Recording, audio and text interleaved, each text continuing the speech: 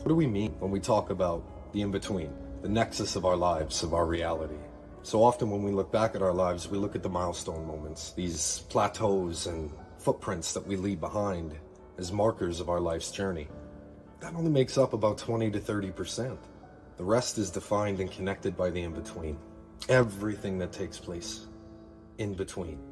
And this is where the art of the spiritual warrior comes in. We can develop the tools and the means to identify all these different elements in our world and become the alchemists of our lives, peering through the nexus and the prism of our multiverse and drawing forth all that we are into the present now. Welcome back, ladies and gentlemen. We are here another Friday. Wonderful Wolf's Den. Welcome back. How's your week been? My week's been fantastic. It's been another transitional kind of week. You know, a lot of, I guess, revelations. A lot of interesting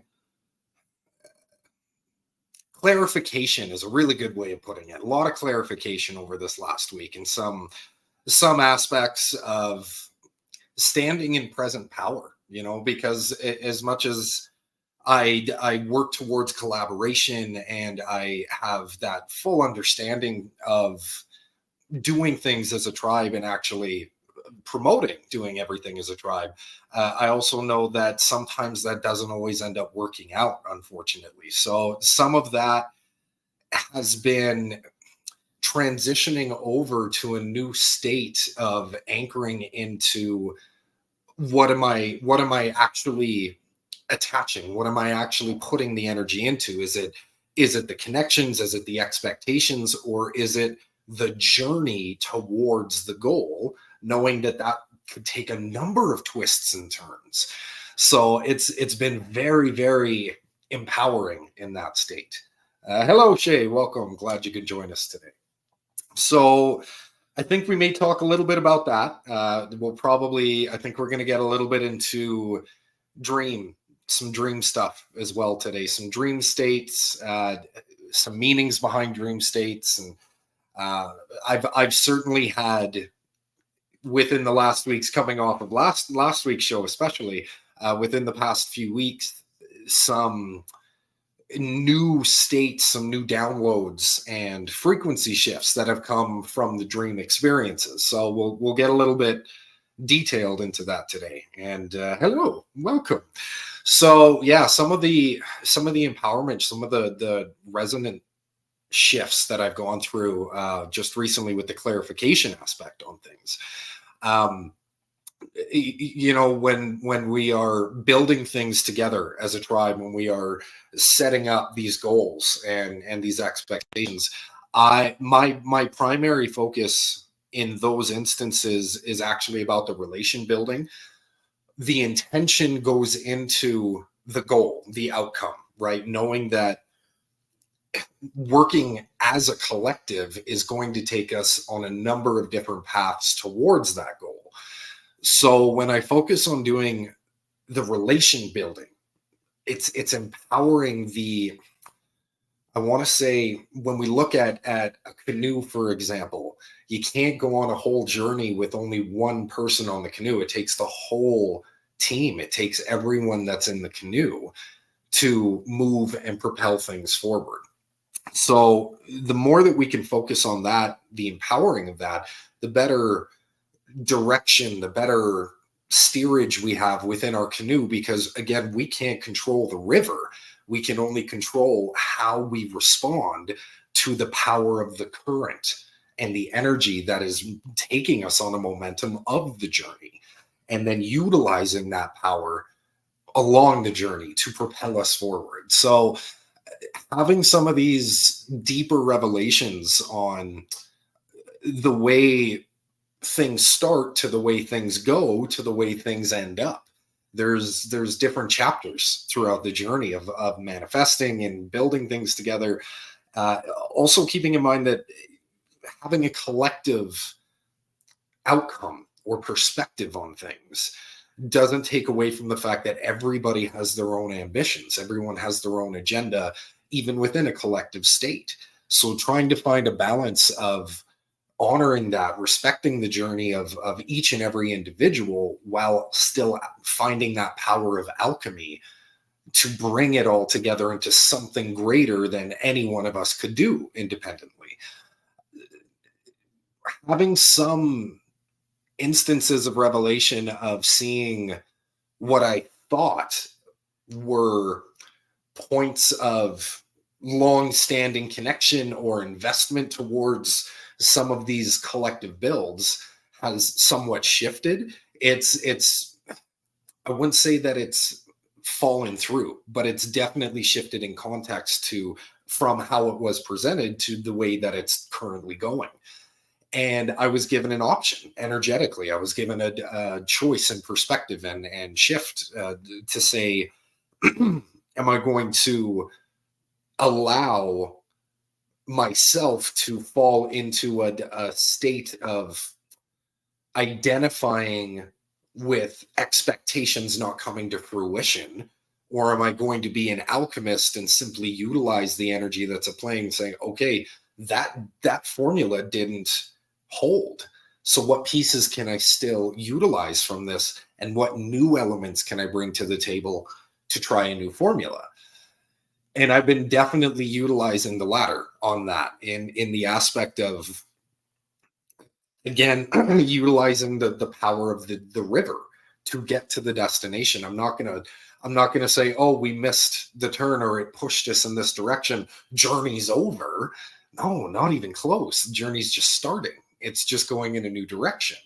So there's a huge shift of empowerment that comes with being able to utilize the change in direction, the change in course, where we have a set path that we're expecting to go on, and life and the shifting planes of existence that we share with infinite number of consciousness is going to create a kaleidoscope kind of effect where it's never going to be a straight line.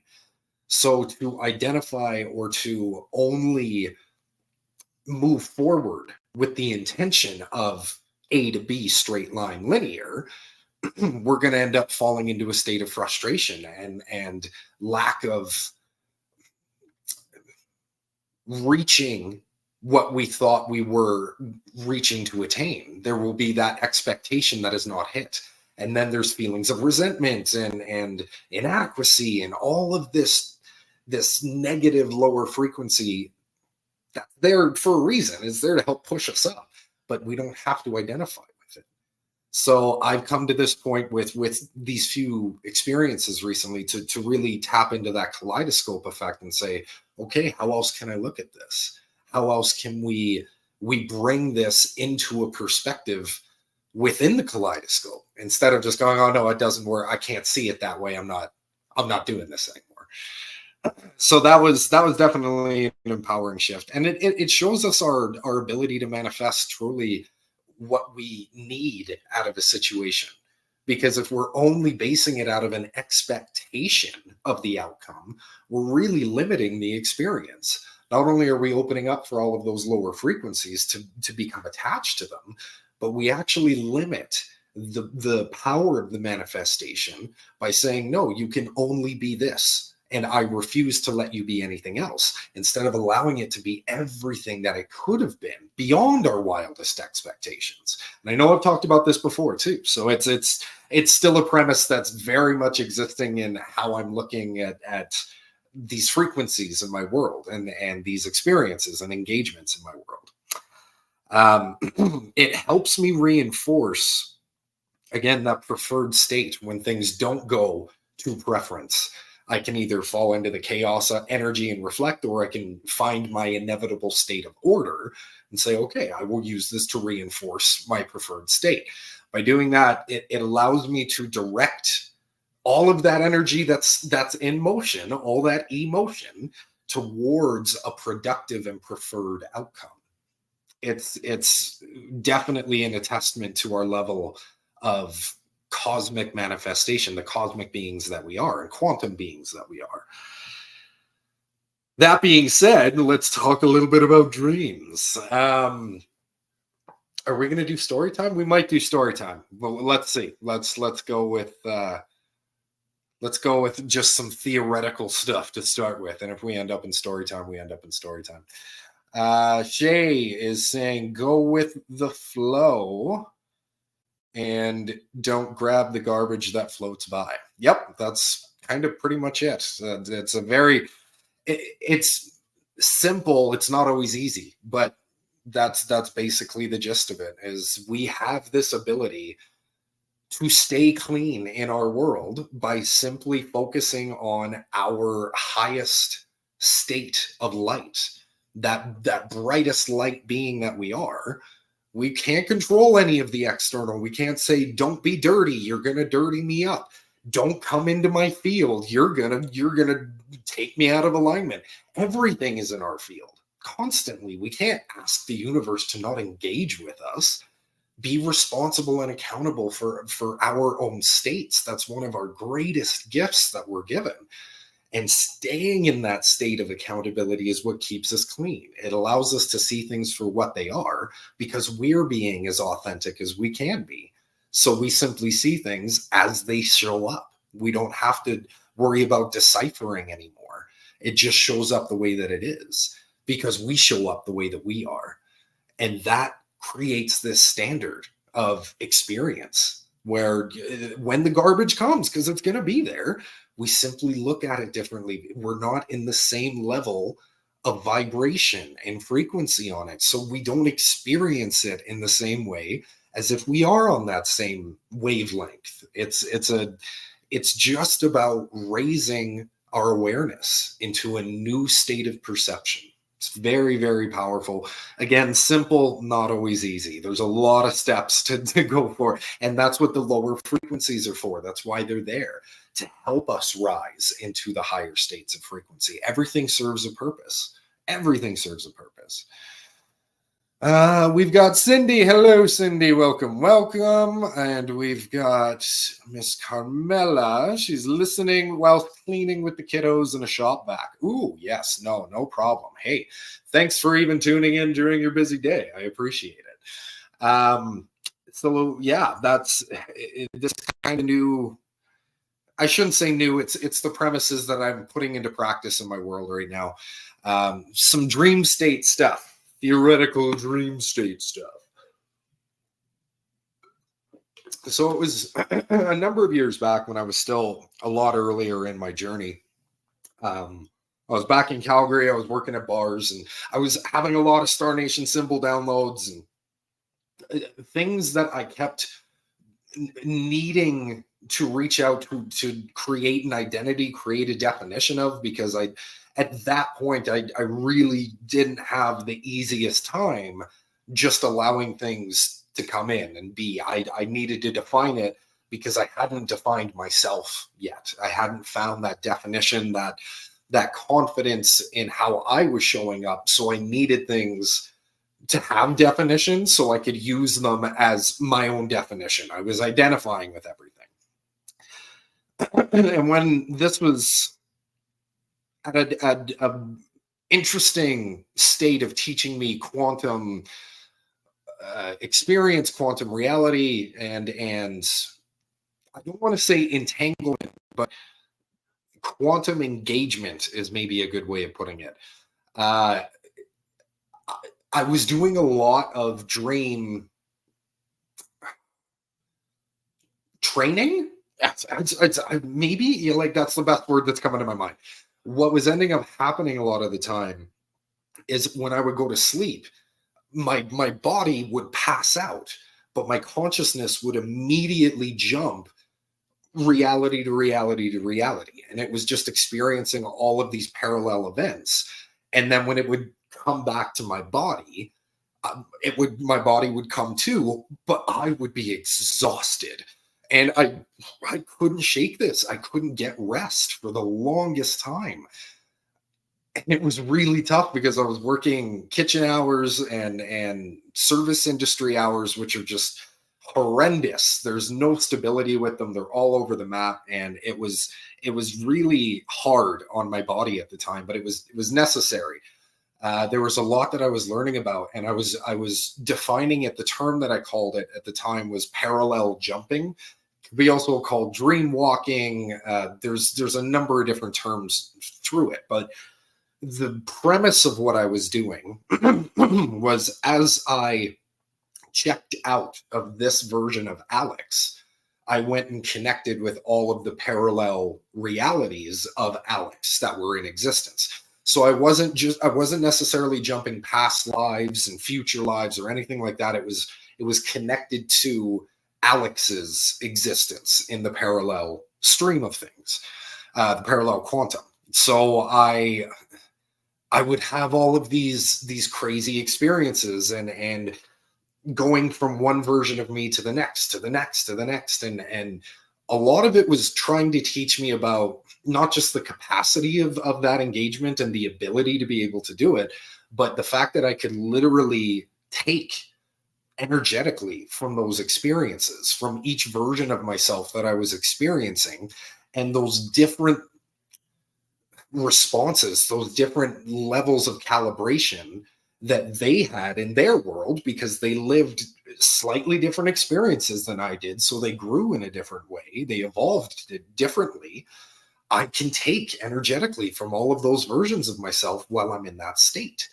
So the deeper that I went into that, I started to play with that concept. I started to try to assimilate these different versions of response to myself and bring that forth into my day-to-day. Was it easy? Hell no. I'm still learning the finer points of it. But it was something that I was just prepared to be introduced to. So I started experiencing it. And it was everything from, having more confidence in certain situations, to changing the outcomes of events that were so similar to things that had taken place in this version of Alex. And just all of these different calibrations of how I could stand in a presence of energy and confidence. So I started to delve into this concept more and more. And years went by, I kept playing with it. Eventually, I started to finally get some rest and get to an actual sleep state, not just a pass out and my consciousness would jump out of me state. So that was an interesting time in my life. I still do it, but it's a different calibration now. I can still get rest. I have much more direction when I go and I do it now, but it's still something I haven't fully mastered yet either. There's a lot more that I'm being taught, and I'm apprenticing within that field. So as the years went by, I wanted to look into this concept of the parallel experiences that we go through in the dream state, because there's also the psychology of everything, that dreams are relative and reflective to the experiences that we have, and they come in as metaphorical imagery, right? And this is true. There's absolutely a layer of this that is true, but understanding the higher levels of these quantum concepts, it's not this or that, it's this and that.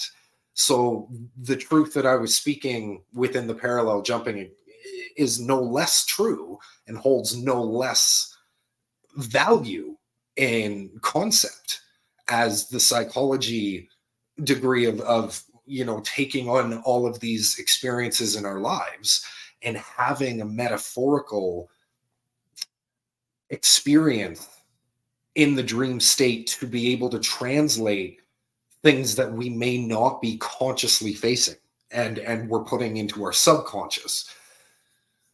And this comes in a number of different definitions and experiences and engagements, because I used to play around with interpreting those levels of dreams when I was, I want to say, early to mid 20s, like 20, 24, 25-ish, something like that. I started to look into my interpretations. So I would go and I'd look stuff up and get through definitions and say, oh, that's interesting. That's cool. Oh, hey, that holds meaning.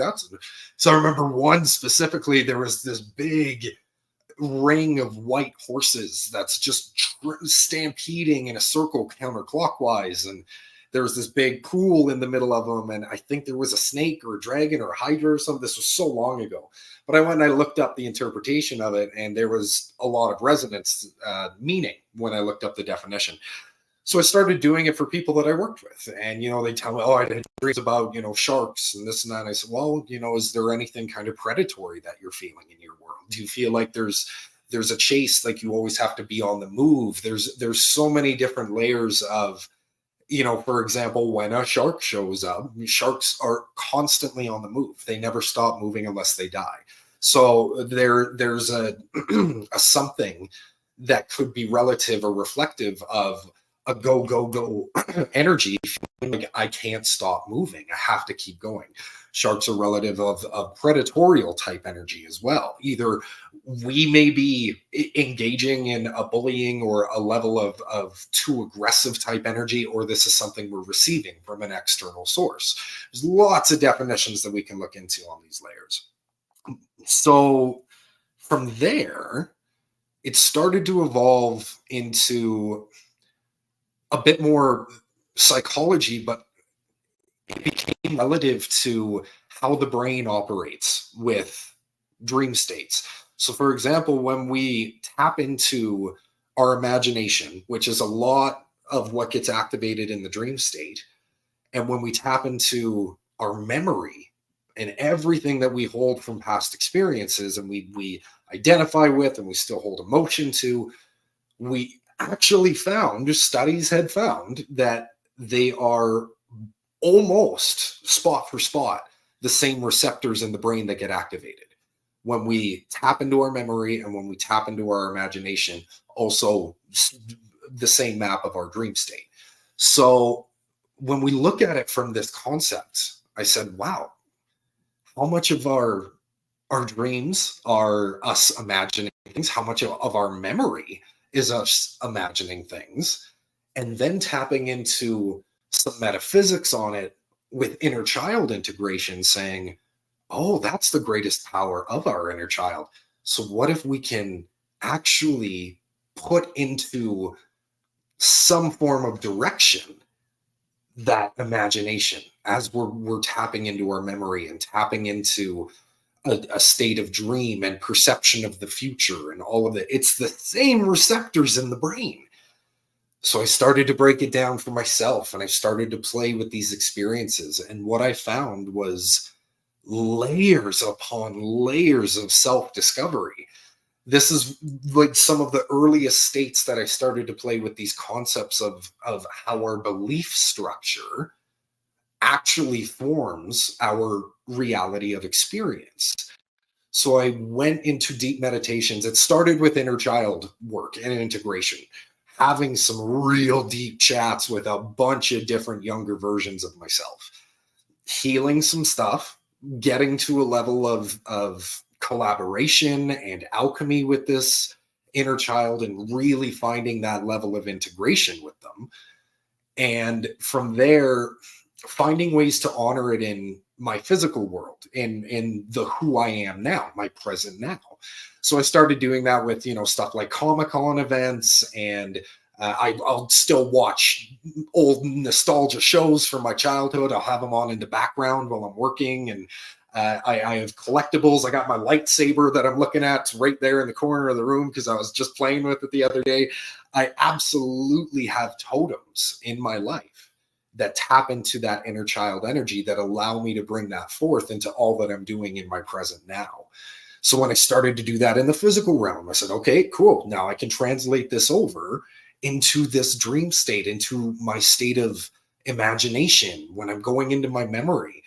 All these spaces that held these points of trauma and ways that I was defining myself in the now based on how I kept revisiting those experiences and the memories, because that's all we're doing. We're shooting our consciousness from the immediate now back into a place that currently exists in the quantum, and we're identifying with that energy and that experience, bringing it all back into the current now. We're just doing it subconsciously. We don't realize that we're doing that. So I put awareness to this process, and I jumped into a lot of these past experiences and these points of definition and these areas where I really was holding on to things that were affecting me in the present now, that were reflecting and feeding my state in present now. And when I went back to those places, I had to start to be really, this is where a lot of the new layers of self-discovery came in. I had to be incredibly honest with the fact that how I was looking at the memories, how I was choosing to say, they did this, I did this, this is what happened, is a construct of the imagination. I'm not saying that it didn't happen. I'm not invalidating the experience. I'm saying the way that I'm continuing to revisit and identify with that experience, that's all on me. Because that moment of the present now is no longer in the present now. So every time I revisit it through the quantum, it's going to exist as a present now. I want to also be clear about this. The ripples in the quantum verse, as we grow up, we simply change our present state of consciousness from a point of then to a point of now. Oh, Spaceballs. Oh, the Spaceballs quote. It's getting me again. Oh, I love that Spaceballs quote. When will then be now? Soon. It's such a, I love that exchange. So this is what we're doing when we're growing up and going through the stages of life, is we're simply identifying and putting an awareness into a different point in the quantum, going from then to now. It's all just new states of now. That's all we ever have, is states of now. So when we transfer our consciousness from a given now to go back to an experience that will forever exist in the quantum, we are transmitting that energy through that cord and we're receiving it. But because we're revisiting it through a quantum state, we are not physically there in the now. That quantum field of energy is malleable. This is one of the greatest gifts that we can identify with ourselves, that we can remember within ourselves, is that quantum state that we're transmitting our consciousness into is not a separate field. It's not an extension of anything. It's us. We are that quantum field. These are the extensions. These are the reflections through the kaleidoscope, the different fields and filters that our quantum energy hits to create these forms. These are the extensions. When we go into that quantum state, it is everything that we are all at once. So we get to actually change those concepts of the identifying chords, the experiences, literally going back to those memories, bringing that power of the inner child integration of all that power of imagination, and literally rewriting the experiences. We can't invalidate the fact that it happened in a now moment. That exists in the quantum. How we bring it to this now moment, that's all our power. That's all within our accountability to format, to change, to dictate with our frequency. We can either choose the frequency of that now, the then, I should say, and bring it into the now, or we can absolutely use our inner child, our power of integration and imagination, and say, you know what? How I'm looking at that experience, I'm going to change that. I'm absolutely going to change that.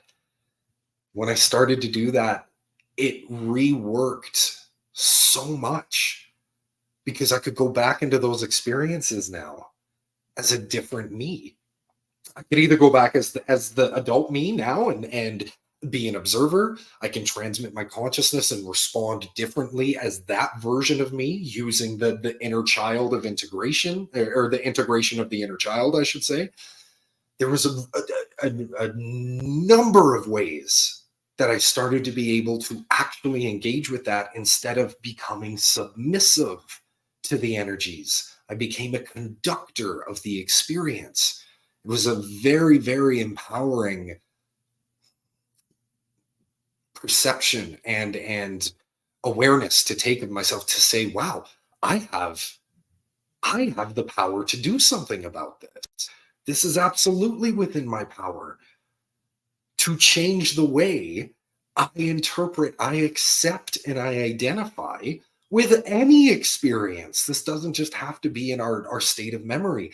This translates over into the physical, because once we start to master how we're responding in the way we identified with the experiences of our own life, we bring that into the now, and every unknown experience that is still yet to come our way, we now have this ability to adapt to in a brand new state, a brand new presence of self.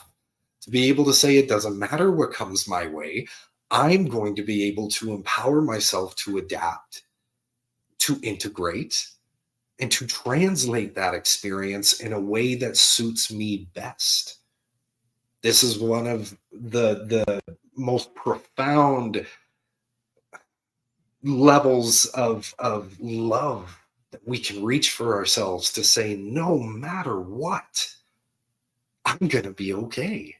I always got myself.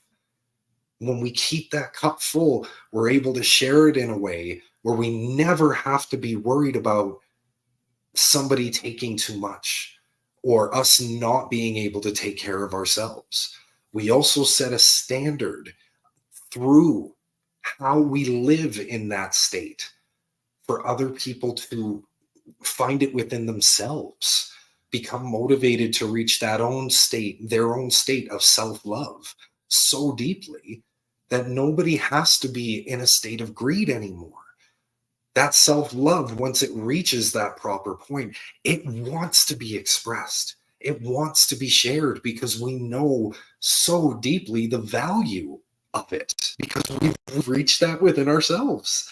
And it's transformed us to reach that state within ourselves. When we're able to pass that ability, the way that that translation happens to others is, it's one of the most rippling and quick effects to see an immediate change.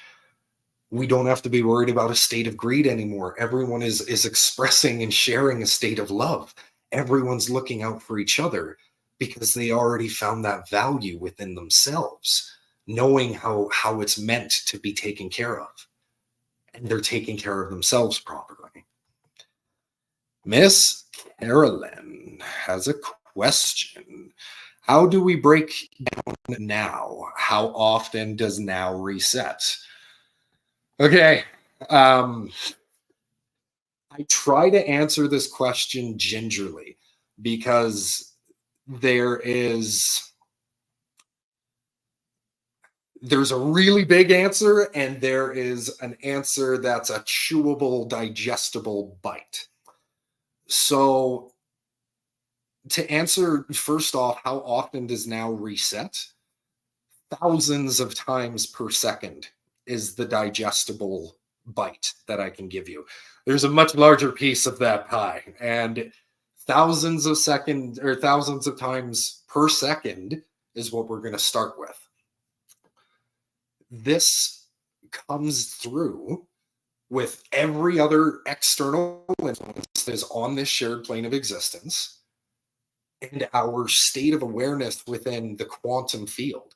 Because again, as much as we're anchored into an experience of right now, our parallel extension has an infinite number of nows that it's experiencing. We're always tied into that. And being that it's a quantum field and that we're sharing in that higher state with all of these other points of consciousness, we have like going back to the kaleidoscope reference, we have a point of imagery on all of these different perspectives and all of these different nows that are taking place. How we draw into the current now is where we put our focus. And this is where it becomes so important to develop a state of conscious awareness, because when we're reacting subconsciously and unconsciously in our world, we're very susceptible to all of those influences. And this is where the confusion kicks in a lot, because we're trying to make sense of a kaleidoscope where we're looking at every angle all at once, trying to find a point of focus. We can't do that. We have to find a point of focus. That's why all of the nows exist as separate nows. I can't jump this version yet over to, I can't hijack another version of Alex, basically. They all have to exist in a state of now in order for that quantum plane to stay stable. If one of them is removed, there is a rung out of the ladder, it shifts and it's unstable. It becomes unstable at that point. The entire stability of the quantum verse is based off of an infinite number of nows existing in a state of now. So we're able to draw forth into that state of now by creating a focal point, not omitting the rest of it. I'm not talking about tunnel vision. I'm talking about direction, conscious state of awareness, saying, I see all of that that's available. I'm choosing my direction. I am choosing my state of focus. That's training. This comes with a lot of practice, a lot of training. Come take our courses. This is what we talk about. This is that perception that we're developing within ourselves, to be able to take in the quantum and choose our direction, choose the flow, choose the current that we're going with.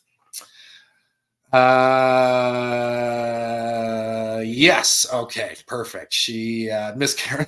Okay. Bite me. I know, right? The answer is not easy to digest, to look at the fact of it is very, it's an ever-changing thing. It is an ever-changing thing. So there is no one definitive state for us to anchor into consciously and say, oh, that's it, I'm done.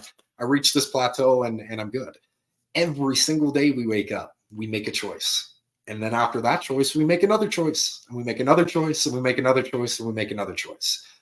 The real, most simplistic way that we can look at it is, are you consciously aware of the choices you're making or not? Because every moment we're making a decision. Every single moment we're making a decision. Are we aware of those decisions? Are we aware of our state in the present now? And this takes time. This takes practice and power. I'm glad we could address that. You're welcome, Miss Carolyn. Yes, it's these are concepts that we're only barely scratching the surface on right now. Understanding these layers of physics and reality and mechanics of the universe that we thought we had a hold on. Nope. What we ended up doing is very much so what all of us do in our early stages of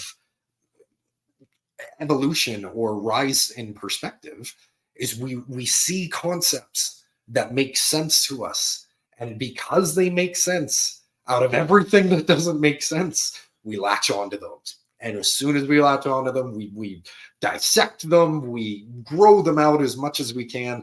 This is what's happened with all of the layers of physics and mathematics and science and all of the things that we're currently working with in this reality.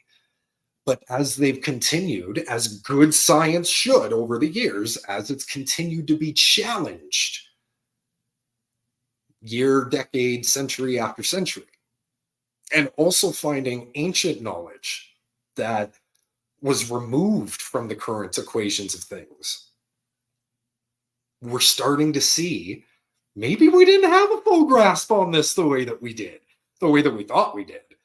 It's coming to an individual level of accountability to affect the collective. And this is where I absolutely feel all of these lessons over the years of the power of one has been valuable. Now, there was a state of frequency that we were in past decades where it became a delusion of grandeur for a little while. One person can make all the difference, and we all wanted to be that super person, that absolute undeniable power that could affect the change in the world as one individual. But that was given off of a state of frequency that we were in, why we were taking that perception. And we can look at all the different influences we want to say that affected the state of frequency, but that's the base principle. The frequency that we were in allowed us to take that experience, that concept, that influence with that perception. Where we've come to now, in my opinion, in my personal journey, has seen that power of one can affect the entire collective through a small ripple, because that ripple is going to reach another point, and that point's going to ripple, and it's just going to go out eventually. So, and there's been tests, there's been research on this. Dr. Stephen Greer, in one of his documentaries, talked about this even. And I wish I could remember the exact terminology of it, but basically what they ended up doing is they took, I believe it was a cryo freezing of carbon or something along those lines, but I believe it was carbon. And what they did is they froze a container of carbon, but they didn't freeze it completely. They only froze it 99%, and they left 1% molecule active. At that point, there was a choice. That molecule could have died out. The molecule could have given up because it had nothing else to work off of. It lost its collective state. What they found, and it's something supercharged. I can't, again, I'd have to look up the terminology again. But what they found was that this particle, this one molecule, instead of dying out, went into a super high charged state of reality. Is all that it supercharged itself. And when it did that, it started to affect the different pieces of molecules that were dead frozen around it. And they sparked back to life. And they reached that same supercharged state that one molecule were. And then they found eventually that entire container became that supercharged state. And even looking at it from the perspective of when we look at conspiracy, which is, more theoretical and reality now than conspiracy, it's we've seen a 1% have an effect on the rest of the world. But we have this idea that because they have money and they have this and they have that, that's why their 1% is more powerful. I don't believe that. I believe it's their belief in their power that gives them that control, that gives them that. And it's our lack of belief in the rest of our individual power as a collective that stops it from rising. So this is where I truly believe we're starting to reach, and going through a lot of these concepts of self-discovery, integration with these energies, these quantum versions of ourselves, going through different experiences and planes of existence, like in the dream realm, and learning how it all affects us in the now. It's going to help us empower all as individuals and move into that higher supercharged state of a collective. And even going back to the earliest part of the conversation of the call today, knowing that within that collective, we may all have that general intention of this is all for the betterment of the world. We also have to respect that each individual is going to rise through their own journey and want to take part in that new world in their own way. So to balance the love, the humility within ourselves as we're expressing, as we're reaching this supercharged state, This is going to help stop us from power corrupts ultimately type thing, you know? And it's interesting because I've even been watching The Boys recently, the show The Boys, where that's a big concept that the whole show is about, is ultimate power corrupts ultimately. So is this truly a belief or a structure of belief that we need to have moving forward as we reach our own states of superpower and supercharged beings through this new evolution that we're rising into? Or should we find new ways to honor that concept within humility, within compassion, within collaboration? No one strength is any more valuable than another, because one strength could be a weakness in another instance. And a weakness in one scenario can be a great strength simply by changing the environment, the perspective, the different elements that we're dealing with. It's all alchemy. It's all experience, and it's all on us to take our personal accountability in every moment of the now with our conscious awareness to say, how am I adding to this? And how am I conducting my experience through this? Very powerful states of evolution that we're reaching into. It's exciting. So exciting. What else did I want to wrap up with today? Yeah, even just kind of talking about where I see this superpower stuff coming into, because there was a show a few weeks back where I was talking about the hybrid children, for example, the hybrid children program that's been happening for, decades. Like, this is a legitimate thing.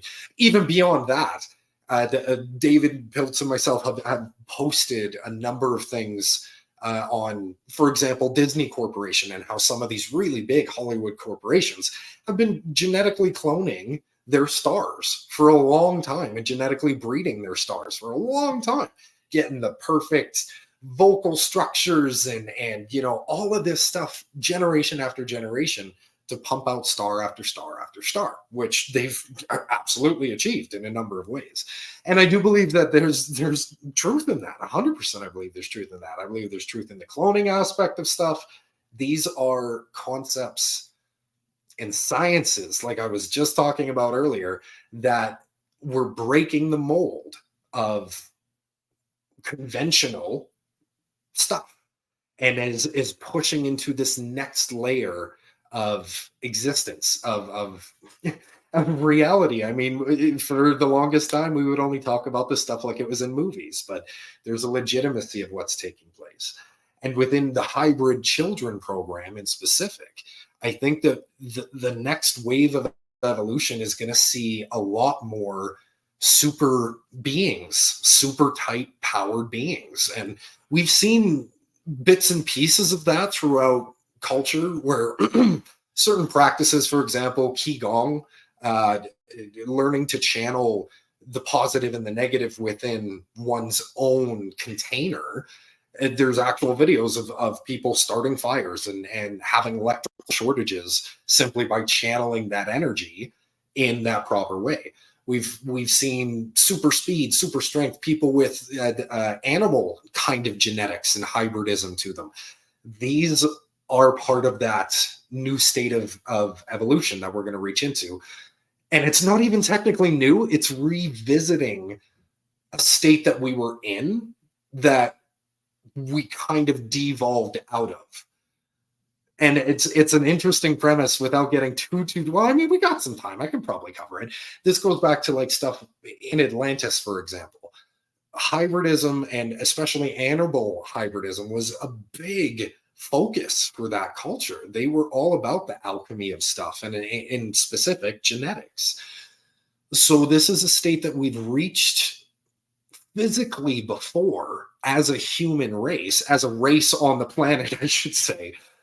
But again, as I've talked about in past shows, there was a difference in capacity of perception with the sciences, with the technology, with the knowledge that was granted to those past cultures, which is why I feel we went to the Dark Ages, because that knowledge was not met with a level of capacity to harness it in a more effective way. So when it started to be misused, we get the downfall, we get all the dark ages, blah, blah, blah, blah, blah. We're coming back up, full circle effect though. Everything is circular. It's well, not just circular, but for the most part, it's a vortex, right? So as it's coming back around, we're going to start to see these genetics and these hybridisms start to show up more and more. I'm hoping I get superpowers. I mean, I know I have hybrid children that are already going to get superpowers. I've been begging for the longest time to get superpowers, though. So I really, really do hope that when the big shift takes place disclosure-wise, I've got some hidden genetics that are going to get awakened and activated. Oh, I'm praying, I'm begging. But it also comes with such a layer of humility. As excited as I am about it, I completely know that there's two sides of that coin, right? There's absolutely two sides of that coin. And to learn how to face our shadows now in a state of growth, in a state of chaos, in a state of pain, learning to become that state of order within ourselves. Before we gain that high level of evolution, I feel like that's all part and parcel and tandem of the process. Because we've seen what happens when people reach this power without facing their own inner shadow. That shadow takes over. It's the autopilot response. I've talked about this a lot before too. Everything that's unresolved stays the autopilot response when our backs are up against the wall. When shit hits the fan, our autopilot response goes to either anything that's unresolved or all that conscious state that we put into resolving and integrating and facing that shadow and that trauma to begin with. Because there's a difference between having a traumatic experience and being traumatized. Being traumatized is a choice, and it always will be a choice. It's constantly choosing the frequency of that traumatic experience and identifying with it instead of simply moving from that state of now. It's not invalidating anything to simply let go or change the context of it. It doesn't invalidate it. That now exists. It always will. But be in a state of your present now and know that that accountability comes from our state of love within ourselves or lack thereof. And know that if you're ever in a state of lack, just come show up here. That's what we're here for. We're here to love you. We're here to show the love that we're working every day to garner in ourselves and express that and open a container to have that experience with you all as well. So thank you for being here. Thank you for loving yourself enough to be here. It's a big thing. I'm going to promote my website. Look at it. Check it out. Come see me if you haven't yet. Please do. Also, on that same note, we're getting ready to launch memberships and our course programs through Adventures for Connection. So please check in with the main page and our lovely Miss Norma Steen, who has been doing so much incredible behind the scenes work for us to get that up and running, to get all of the formatting and the algorithms ready. We're also having a promotion. First 33 members get 30 days free. So come sign up. You get free 30 days. Come check us out. See what we're doing in a more in-depth, more intimate scenario. I mean, can it get more intimate than this? Next time I'll have candlelight going. It's going to be a different context within the workshops and the course rooms, and getting a feel for some of these things that we're offering in the shows in a way that we're able to create effective formulas for you in your given state of now. Because right now, there's no real interaction, right? And we can teach, we can give all of the textbook stuff right here, right now, if we wanted to. But it's that personal engagement. Again, that relationship building that I was talking about at the beginning, same context. We want to see the faces. We want you to see our faces. We want to respond off of that connective energy and we want to build the relationship. We want to build the passion as we're experiencing the journey together. So come join us. Please come join us. It'll be a wonderful experience. I think that's it. Yeah. There's a few other things that I do have on the go, but it's not really relating to the overhead of today, which, is more about dream state and empowerment of the now. I like that. Empowerment of the now. So we'll leave what I'm doing on the sidelines for another call. Yeah, because that's just what we're going to do today. So I think for the rest of my day, it's a beautiful sunny day out. Going to go check out weather outside, spend some time out there. I got some other house things I'm going to take care of. I'm going to love myself. I'm going to love myself so damn good tonight.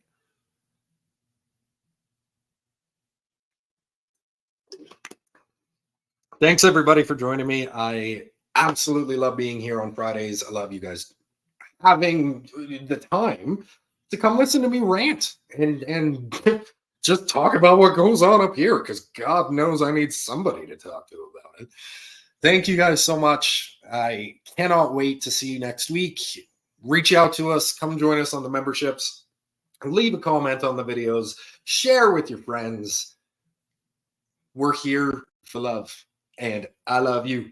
Can't wait to see you next time. Thanks, everybody.